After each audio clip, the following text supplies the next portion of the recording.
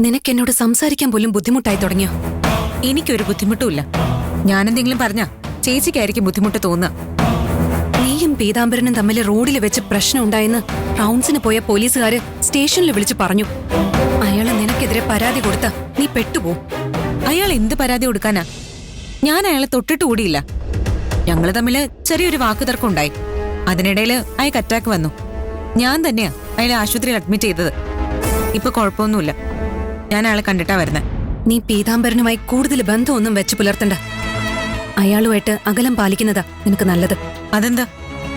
നമ്മുടെ അച്ഛന് പറ്റിയത് എന്താണെന്ന് നമ്മൾ അറിയാൻ കാരണം അയാളല്ലേ? അതുകൊണ്ട് അയാൾ എല്ലാം തുറന്നു പറഞ്ഞെന്ന് കരുതി അയാള് നല്ല മനുഷ്യനാണെന്ന് അർത്ഥമില്ല. അയാളുടെ ലക്ഷ്യം കാശ് മാത്രമാ.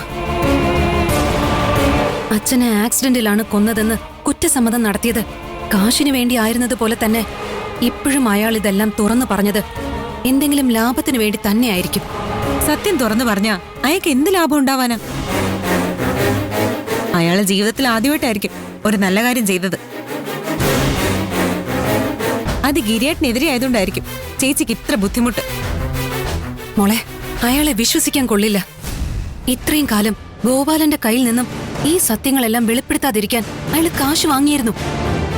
ഇനി കാശ് കിട്ടില്ലെന്ന് തോന്നിയപ്പോഴാ അയാൾ എല്ലാ സത്യങ്ങളും വെളിപ്പെടുത്തിയത്. ഒരു പക്ഷേ അയാളുടെ ലക്ഷ്യം നമ്മുടെ കുടുംബം തകർക്കലായിരിക്കും. അയാളുടെ ലക്ഷ്യം എന്ത് തന്നെയാണെങ്കിലും അച്ഛന്റെ മരണത്തെക്കുറിച്ചുള്ള സത്യങ്ങൾ അറിയാൻ കാരണക്കാരൻ അയാൾ തന്നെയാ. ചേച്ചിക്ക് അയാൾ സത്യം പറഞ്ഞതിൽ വിഷമം ഉണ്ടായിരിക്കും.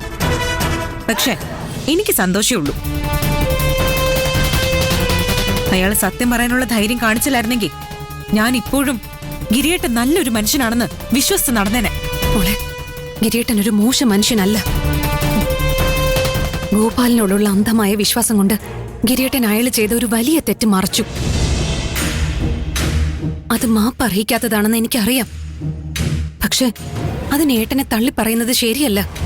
എന്റെ അച്ഛനെ കൊല്ലാൻ കൂട്ടുനിന്ന ആള് എനിക്ക് ശത്രുവാ.